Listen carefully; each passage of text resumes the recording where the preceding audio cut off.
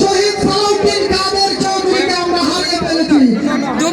আজকে যদি শহীদ সালাউদ্দিন কাদের চৌধুরী বেঁচে থাকতো তাহলে খুদার মানুষকে বিসমিল্লাহির রহমানির রহিম।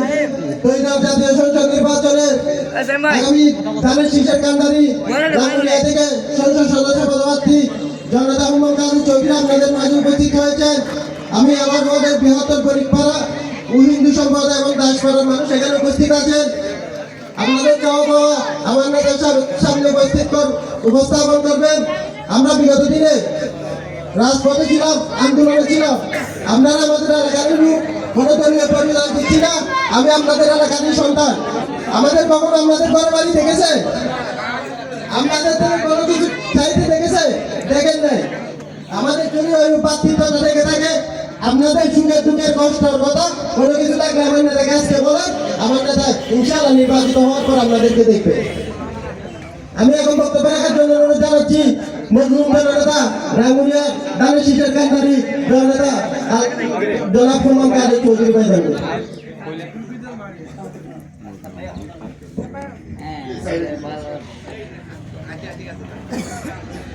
বিসমিল্লাহির রহমানির রহিম। উপস্থিত সম্মানিত ব্যক্তিগণ, আসসালামু আলাইকুম এবং নমস্কার। কোদালাবাসীর সবচেয়ে বড় কমপ্লেন, আমি জানি না আপনাদের একই কমপ্লেন কিনা, কিন্তু বেশিরভাগ কোদালাবাসীর কমপ্লেন হচ্ছে গিয়ে তাদের নদীর পাড়ে মাটি ভাঙল, তাদের বাড়িঘর সব ভেসে যাচ্ছে। এখন এটার পিছনে একটাই বড় কারণ, সেটা হচ্ছে গিয়ে কোনটা? বালি। বালির ব্যবসা সালাউদ্দিন কাদের চৌধুরী অনেক বছর বন্ধ রেখেছিল। ওনার লিখিত অর্ডার ছিল অবৈধ বালি, বৈধ বালি এসব আমি কিছু বুঝি না। রাঙ্গুনিয়া নদী থেকে 1 ফুট বালি নেওয়া হবে না। আপনাদের রাস্তাগুলি বর্তমানে ভাঙাচুরা, এগুলাকে দেখে মানুষজন হাসাহাসি করবে, এগুলি আসলে রাস্তা না। এই রাস্তাগুলো ভেঙেছে বালির ট্রাকের কারণে।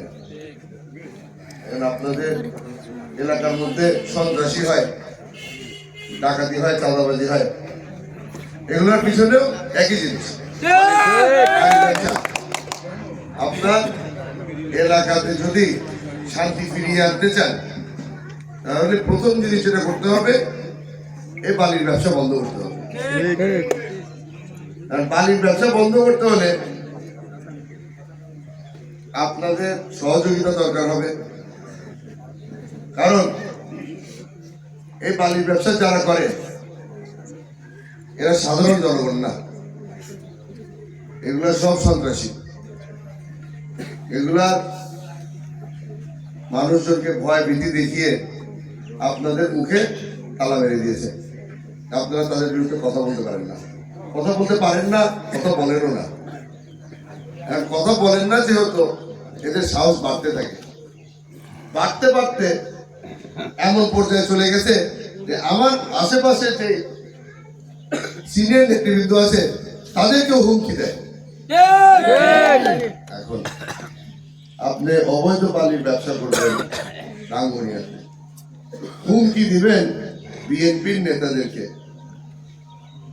এটা তো আমি হতে দিতে পারি না। এখানে মঞ্চে উপস্থিত যারা আছেন এদের সম্মান রক্ষা করা এবং রাঙ্গুনিয়াবাসীর মান সম্মান রক্ষা করার দায়িত্ব তারেক রহমান সাহেব আমাকে দিয়েছে।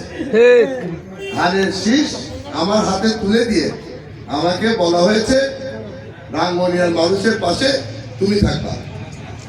আর আমি তো একা থাকতে পারি না, সেই কারণে রাঙ্গুনিয়ার সবচেয়ে সিনিয়র নেতৃবৃন্দকে আমি আমার সাথে নিয়ে এসেছি। আমরা কেউ একা হাঁটবো না, দল বল নিয়ে হাঁটবো। কারণ আমরা জানি গত 17 বছরে আমাদেরকে যখন একা পেত মানুষ, আমাদেরকে দুর্বল মনে করত। বিএনপি দুর্বল না, বিএনপির ঐক্যর নমুনা আজকে আপনাদের সামনে আছে।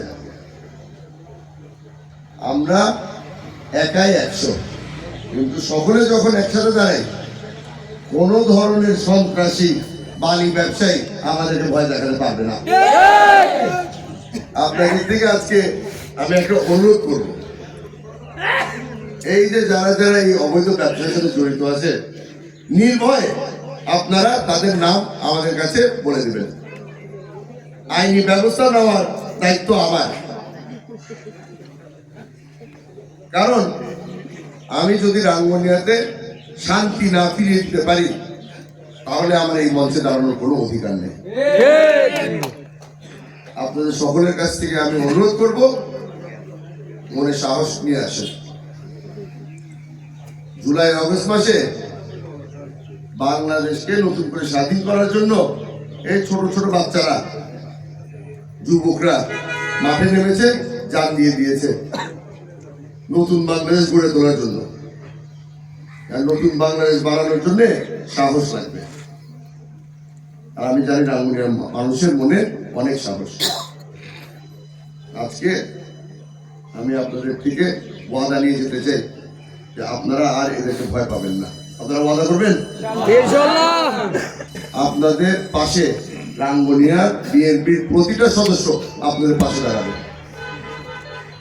আপনাদের ভয় পাওয়ার কিছু নেই। মাথার মধ্যে খালি একটা জিনিসই মনে রাখবেন, রাঙ্গুনিয়ার উন্নয়নের জন্য আমরা সবাই একসাথে উঠে দাঁড়াবো। আপনারা যারা যারা উপস্থিত আছেন, আপনারা সবাই এই দলের, এই পরিবারের সদস্য। আপনাদের সকলের একটা বড় দায়িত্ব আছে। এখন বড় দায়িত্ব তারেক রহমান সাহেবের হাতকে শক্তিশালী করা। আপনারা হাত শক্তিশালী করতে পারবেন ইনশাআল্লাহ। মা বোন সকলকে নিয়ে 12 তারিখে ভোট দিতে যেতে হবে ইনশাআল্লাহ। আর ভোট দেওয়ার সময় একবার মনে মনে সালাম জানাবেন, একটা দোয়া পড়বেন বেগম খালেদা জিয়ার জন্য ইনশাআল্লাহ। বেগম খালেদা জিয়ার জন্য আমরা 17 বছর পরে এই ভোট দিতে যেতে পারছি। ঠিক, ওনার আত্মত্যাগ, ওনার শ্রম, মেধা, এই সবের কারণে আমরা আজকে এই মঞ্চে দাঁড়িয়ে বাংলাদেশ জিন্দাবাদও বলতে পারি, ভোট চাইতেও পারি, আর মনের মধ্যে শান্তি নিয়ে আসতে পারি যে এখান থেকে মঞ্চ ছেড়ে যখন যাব, কেউ আমার উপরে হামলা করবে না। কারণ যারা হামলা করত তারা এখন বাংলাদেশের মাটিতে আর নাই। এরা সব গেছে দিল্লি। এখন দিল্লিতে বসেও ষড়যন্ত্র চালাচ্ছে। কিন্তু আমরা ষড়যন্ত্রের বিরুদ্ধে আমরা দাঁড়াতে দাঁড়াতে অভ্যস্ত। আমাদের সাথে বাংলাদেশের জনগণ আছে। জুলাই আগস্টের আন্দোলন সফল হয়েছে জনগণের কারণে। ঠিক, জনগণ চায় 12 তারিখে একটা সুষ্ঠু ভোট হোক। সেই কারণে বাড়িতে গিয়ে মা বোনদেরকে বলবেন, ভয় পাওয়ার কিছু নেই। সাহস করে ভোট সেন্টারে যাবেন, ভোট দেবেন। ভোট দেওয়ার পরে ভোট সেন্টার পাহারা দেবেন। সব ভোট গোনা শেষ হওয়ার পরে আপনারা বাড়ি ফিরে যাবেন। আশা করি এত বছর পাশে ছিলেন, সামনের 2 সপ্তাহ আমাদের সৈনিক হিসেবে আপনারা আমাদের পাশে দাঁড়াবেন। একা আমাদের পক্ষে সম্ভব না। রাঙ্গুনিয়ার জনগণকে পাশে নিয়ে আমাদের হাঁটতে হবে। এখন পর্যন্ত যেখানে যাচ্ছি, সব জায়গায় গিয়ে ভোট চাচ্ছি। কোদালার ব্যাপারে একটা জিনিস ভিন্ন। কোদালা আমার বাবা বলতো, এটা আমার কিল্লা, এখানে বাইরের মানুষ নাই, এখানে যারা যারা আছে সব সালাউদ্দিন কাদের চৌধুরী পার্টি। সেই জন্য আপনাদেরকে বলে দিতে চাই, এখানে যখন ভোট কাস্ট হবে 80% ভোট সালাউদ্দিন কাদের চৌধুরী সন্তানের পক্ষে কাস্ট হবে। আমাদের এখানে হিন্দু ভাইয়েরা এসেছেন, তাদেরকে আমি একটা জিনিস বলে যেতে চাই,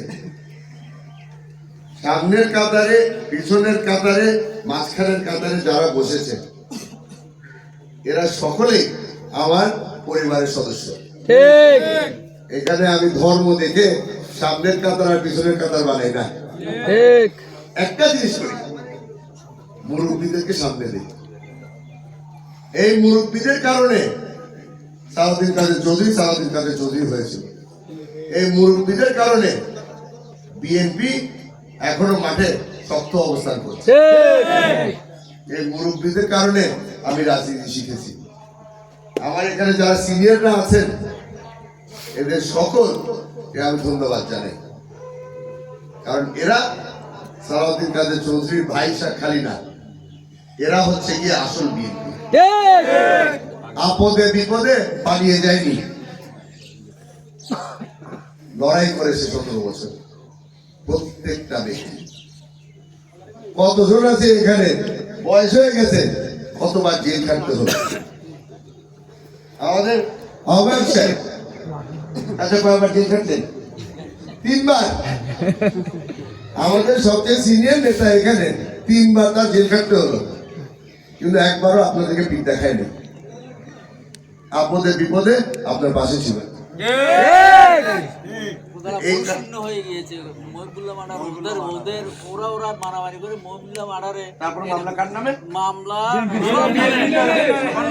মারামারি তারা করে, মার্ডার তারা করে, মামলা আমাদের নামে নেয়। কিন্তু এই নোংরামি শেষ, এই মিথ্যা মামলার দিন শেষ। এই নোংরা রাজনীতি আমরা করবো না। বাংলাদেশের প্রতিটা নাগরিকের জন্য আইন সমান হবে, এই বিশ্বাস নিয়ে মাঠে নেমেছি আমরা। আশা করি আপনারা যারা এখানে উপস্থিত আছেন, আশেপাশে যারা শুনতে পাচ্ছেন, সকলেই এই বিশ্বাস, এই আশা রাখবেন যে বিএনপি ন্যায় বিচারের পক্ষে।